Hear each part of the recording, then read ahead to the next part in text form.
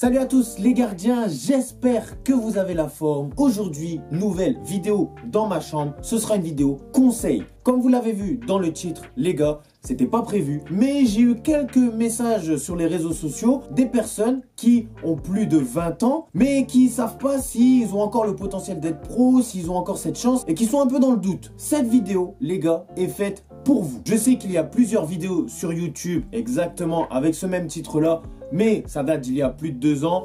Et en plus de ça, je voulais aussi vous donner mon avis. C'est des vidéos assez courtes et on a chacun nos avis qui peuvent être parfois assez similaires, mais aussi différents parce qu'il y a plusieurs techniques et plusieurs solutions pour essayer de gratter un niveau professionnel le plus rapidement possible. Même si je vous donne toutes mes astuces et conseils, ça durera plus de 30 minutes. Je vais essayer de vous condenser ça le plus possible et de vous donner mes conseils pour devenir un footballeur professionnel après vos 23 ans en 5 étapes. C'est parti. La première astuce, les gars, c'est tout simplement de vous dire qu'il y a une chance. Je vais vous donner des exemples. Le premier conseil que je peux vous donner, c'est de vous inspirer des personnes qui ont déjà réussi. Je pense à Vardy, à Kanté, à Griezmann aussi il y a plusieurs années. Et si on veut prendre l'exemple de gardien pur, le plus gros exemple qu'on peut prendre, c'est Mendy, qui lui, à ses 23 ans, il a été au Pôle emploi sans club. Après, petit à petit, il a réussi à ses 24 ou 25 ans à rejoindre le club de Chelsea et à remporter la Ligue des Champions. Si Mendy l'a fait, pourquoi pas vous? Il y a aussi des gardiens comme Jesse Moulin ou Okidja qui ont toujours joué en national où ils étaient remplaçants dans leur équipe et arrivés à leurs 30 ans, c'est à ce moment-là qu'ils ont eu leur chance et qu'ils sont titulaires en Ligue 1. Il faut vous inspirer de ces gardiens-là et il faut vous dire dans votre tête que si eux, ils ont réussi, pourquoi pas vous? Et aussi, les gars, on connaît tous quelqu'un qui va pas croire en vous et qui va vous dire « Ouais, mais il n'y a qu'une chance sur 1 million, c'est impossible. Flo, tu fais une vidéo comme ça, tu fais espérer les gens, etc. » Ok, mais petite statistique, les gars, en France, il y a plus de 2 millions de licenciés au football. C'est 4 fois plus qu'au basket. Sur ces plus de 2 millions de licenciés, il y a en France uniquement 1360 joueurs professionnels. Ligue 1, Ligue 2, nationale. Et quand on fait le calcul, ça fait une personne professionnelle sur 1500 licenciés. Donc, ça vous fait grosso modo, vraiment à prendre avec des pincettes ces statistiques, une chance sur 1500 de devenir professionnel uniquement en France. Si vous prenez en compte les pays étrangers frontaliers en France, qui parlent aussi francophone, Belgique, Suisse, et pour les plus téméraires, ceux qui veulent aller en Allemagne, en Espagne, ou même bien, j'en connais personnellement, des Français qui partent en Roumanie, en Bulgarie, ou d'autres pays de l'Est, ça réduit encore plus la statistique. Ça veut dire que si on prend tous les autres pays en plus, ça fait un joueur professionnel pour 1000 licenciés, voire 800 licenciés, je sais pas, j'ai pas fait les calculs parce que c'est impossible de les faire. Alors les gens qui vous disent une chance sur 1 million, etc., arrêtez de les croire. Si vous prenez un quartier entier, il y a 1000 personnes, sur ces 1000 personnes, il y aura une qui sera joueur professionnel. Pourquoi ce serait pas vous?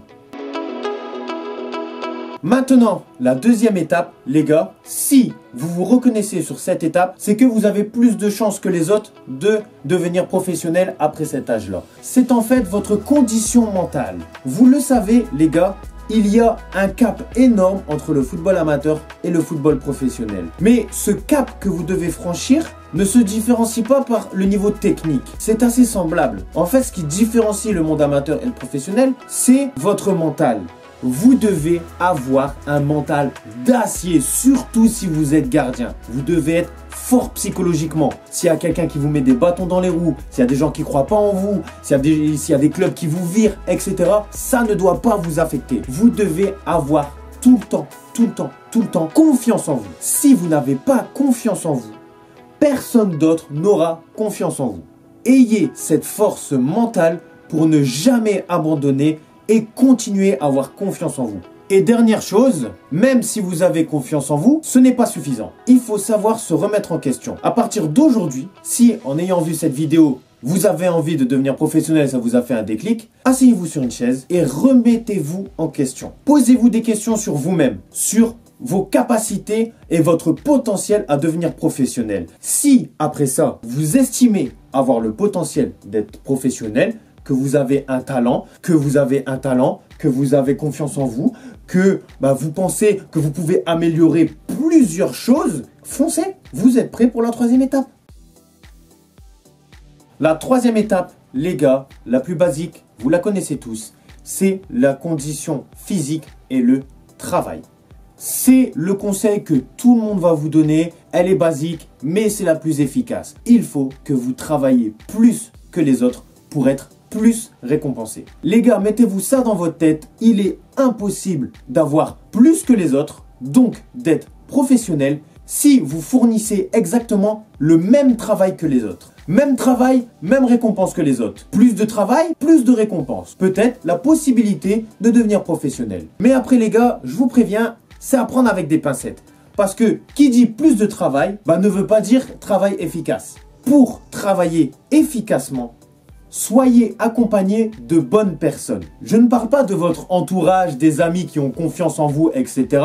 Il faut aussi que vous soyez accompagné par des personnes compétentes. Si vous me suivez depuis un certain temps sur YouTube, le mois de juillet dernier, donc il y a 8 mois, j'ai fait confiance à un préparateur physique personnel.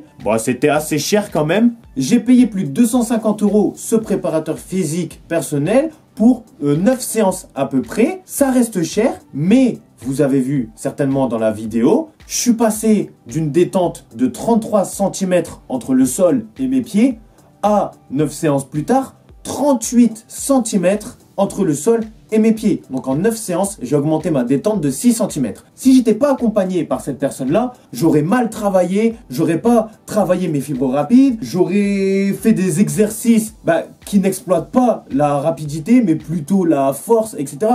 Donc soyez accompagné de bonnes personnes. C'est avoir une bonne alimentation, une bonne hygiène de vie, un bon sommeil réparateur, les étirements aussi, parce que le repos fait partie du travail. Faites en sorte à ce que chaque travail que vous faites individuellement, en plus des séances en club, soit efficace. Il y a plein de gens qui vont se dire « Ok, je vais travailler ». Ils vont faire 1, 2, 3 séances tout seuls. Après, ils vont en avoir marre. Ça, les gars, c'est ridicule. Ça ne sert à rien si vous le faites 3 fois et qu'après, votre fainéantise prend le dessus et vous ne faites plus rien. Si vous le faites, soyez certain que vous allez faire sur le long terme. Parce que la récompense arrive sur le long terme. La quatrième étape, les gars, elle va être très courte. C'est d'éviter de faire comme moi, d'avoir des bons choix de carrière. Parce que je connais des gens, ils sont techniquement très forts, mais ils jouent en régional, voire en district. Parce que ces gens-là, déjà, ils ont que leur technique. C'est pas suffisant pour être dans le haut niveau. Mais en plus de ça, ils ont fait des choix de carrière un peu de merde. Un petit peu comme moi, je vous le cache pas. Au lieu de penser sur le court terme comme moi je l'ai fait, pensez plutôt au long terme. Parce qu'une carrière, c'est long. Même si aujourd'hui, vous avez beaucoup moins de temps qu'un jeune de 18 ans, une carrière, ça reste long quand même. Il vous reste un peu moins de 10 ans devant vous. Quand je dis long terme, les gars, je parle de 2-3 ans. Parce qu'il ne faut pas faire un choix sur les 10 années. Mais je ne vais pas trop détailler sur cette étape-là parce que Natural Evolution l'explique très bien dans sa vidéo. Et si vous voulez en savoir plus, allez voir sa vidéo. Elle date d'il y a 2 ans. Donc voilà, j'ai pas envie de répéter ce qu'il a dit. Cinquième et dernière étape, les gars, c'est peut-être même celle dont on ne s'en rend pas compte, mais c'est celle qui fait la différence. C'est de vous faire des contacts. Pendant la période où vous travaillez tout seul dans votre coin, que vous enchaînez les bonnes performances en club, si c'est le cas, je vous le souhaite, profitez des réseaux sociaux, de la montée en puissance des réseaux sociaux d'année en année pour faire des vidéos de vous et de l'envoyer à des gens qui potentiellement peuvent vous apporter dans votre projet de devenir professionnel. Et ces gens-là, vous les connaissez. Ça peut être des entraîneurs de futurs clubs, des conseillers, des agents. Ça peut être, dans un premier temps, des entraîneurs ou dirigeants de clubs de N2, N3 ou R1. Ensuite, si vous pensez avoir dépassé un cap, ça peut être des conseillers, des agents de football, etc. Comme je vous l'ai dit, ne brûlez pas les étapes. Si vous commencez ce projet-là et que vous jouez en district, commencez pas à vouloir contacter directement un agent. Là, vous allez vous faire rejeter direct Et voilà, n'hésitez pas à envoyer des messages à des personnes là, essayez de cibler ces personnes là sur les réseaux sociaux, sur les sites internet, etc. Vous n'avez rien à perdre. Mais faites attention à votre communication quand même les gars, hein. Évitez d'avoir trop de culot comme certains. Voilà les gars, j'ai dit ce que je pensais.